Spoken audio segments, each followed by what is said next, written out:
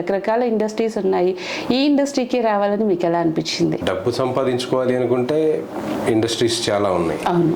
కానీ మనం ఈ ఫీల్డ్లోకి వచ్చామనంటే ఎంతో ప్యాషనేట్గా ఉంటే మాత్రమే ఈ ఫీల్డ్లోకి రాగలుగుతాం. అవును. యాక్టింగ్ అంటే ఇంట్రెస్ట్ ఉండడం వేరు, ట్రై చేయడం వేరు. కానీ మీరు రావడమే హీరోగా వచ్చారు. లేదు అంటే హీరోగా మీకు తెలిసినప్పటికీ నేను హీరోగా వచ్చారు. అంతకుముందు క్యారెక్టర్ ఆర్టిస్ట్గా చాలా చేశారు. నిజానికి ఇప్పుడు బిల్డప్ ఇచ్చే వాళ్ళకే ఎక్కువ వాల్యూ ఇస్తున్నారు. బిల్డప్ ఇచ్చి ఒక్క సినిమాకి హీరోగా యాక్ట్ చేస్తేనే పెద్ద సెలబ్రిటీ లాగా ఫీల్ అవుతారు. మీరు దాదాపు ఒక 6 సినిమాలు హీరోగా చేశారు. అయినా నార్మల్గా సెలబ్రిటీ అని వాళ్ళు అనుకోగానే సరిపోదుగా. అవును. జనం ఇచ్చేది సెలబ్రిటీ హోదా అనేది. బాగా చేశాడు రా, ఓకే, సింగిల్ టేక్ లో చేసేసాడు. హీరోగా యాక్ట్ చేసినప్పుడు తర్వాత మళ్ళీ హీరోగా ఎందుకు ట్రై చేయకుండా వేరే క్యారెక్టర్స్ చేశారు? మనం చేసిన సినిమాలు ఏం సూపర్ డూపర్ హిట్లు అయిపోయి మనం ఒకసారి రామ్ చరణ్ రేంజ్కో ఎన్టీఆర్ రేంజ్కో వెళ్తాం అనేది కాదు. క్యారెక్టర్ ఆర్టిస్ట్ అంటే ఒక 5 minutes 10 minutes ఉంటారు కదా. సో డిఫరెన్స్ మీకు ఏమన్నా ఇబ్బందికరంగా అనిపించిందా?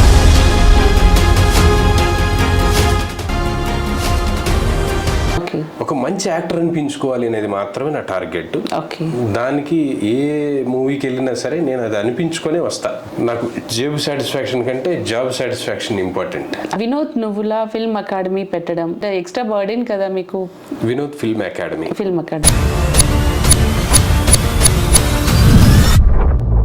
అబోవ్ 50 సిచ్యువేషన్స్ ని వాళ్ళతో ట్రైనింగ్ ఇస్తాం. సక్సెస్ అయ్యేటట్టుగా చేసే బాధ్యత మాది. ఇండస్ట్రీ పేరు చెప్పగానే ఏంటంటే అక్కడిక అంటే బయట నెగటివిటీ ఉంది. పేరెంట్స్ ఎంకరేజ్ చేయడానికి కూడా ఇంట్రెస్ట్ చూపించట్లేదు. అండ్ యాక్టింగ్ అంటే ఏం లేదు, mind, body, facial expressions, voice and appearance, ఇవే యాక్టింగ్.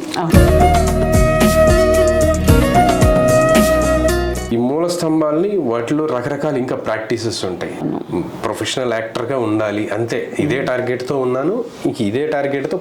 ఎందుకండి అసలు ఇంత పిచ్చి ఇండస్ట్రీ అంటే ఎందుకు? అది అంతేనండి, అది ఒకసారి మైండ్లోకి దూరిందంటే నువ్వు ఏ స్టేజ్కి వెళ్ళినా, ఏ లెవెల్కి వెళ్ళినా, ఎంత సంపాదించినా మళ్ళీ ఇటే ఉంటుంది మన చూపు.